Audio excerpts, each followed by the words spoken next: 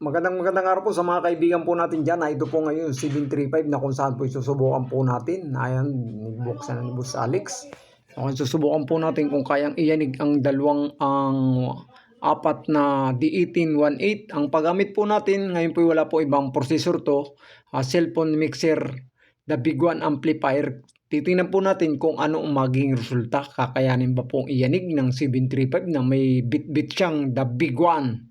At sa mga kaibigan po natin dyan, yung mga kinakapos po sa base, na ito nga po yung sinasabi natin na kung saan po Luzon, Visayas, Mindanao na po ang gumagamit nito. At sa mga kaibigan po natin dyan, sinuulit ko nga po, ito po ay nagbabahagi lang ng saya. At dahil hindi naman po tayo scam. At sa lahat po na gusto lamang po tinatawagan ko po yun mga sound system po dyan. Kung gusto po nyong mabago ang inyong mga sound system, dito na po kayo sa Master the Big One. At sa lahat po ng mga kaibigan po natin dyan na kinakapo sa base, na ito na po, lalo na po dyan sa mga OFW nating customer, maraming salamat po sa mga sumusubaybay. At sa lahat po ng mga kaibigan po natin dyan, Luzon, Visayas, Mindanao. At sa lahat po na ito na po nga ang pag-testing natin. At ito nga po pala sa mga kaibigan po natin dyan, mga company na gusto pong magpabinta ng mga processor ninyo. At hindi na po tayo nakikalam sa mga binibinta nila. Ito lang po sa amin nagbabahagi lamang po tayo ng saya. At sa lahat po basta po tayo dito lang sa Master the Big One. At dito lang po sa Master the Big One ay hindi namin po pinagpipilitan to.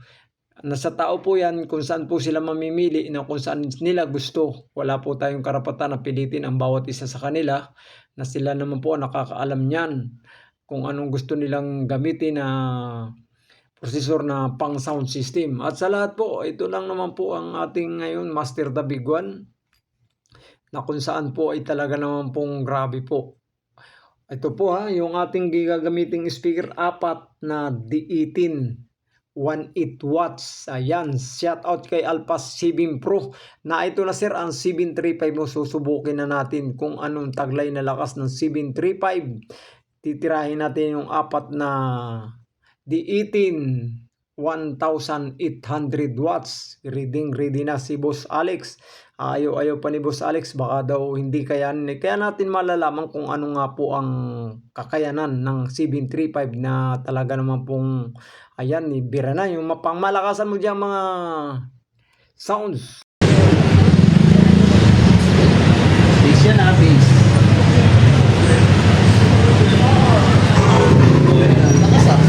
Lakas wala pang base yan. Andun yung mid natin.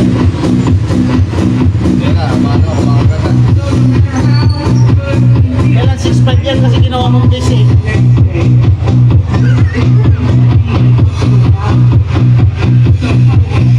Pagkanain mo rin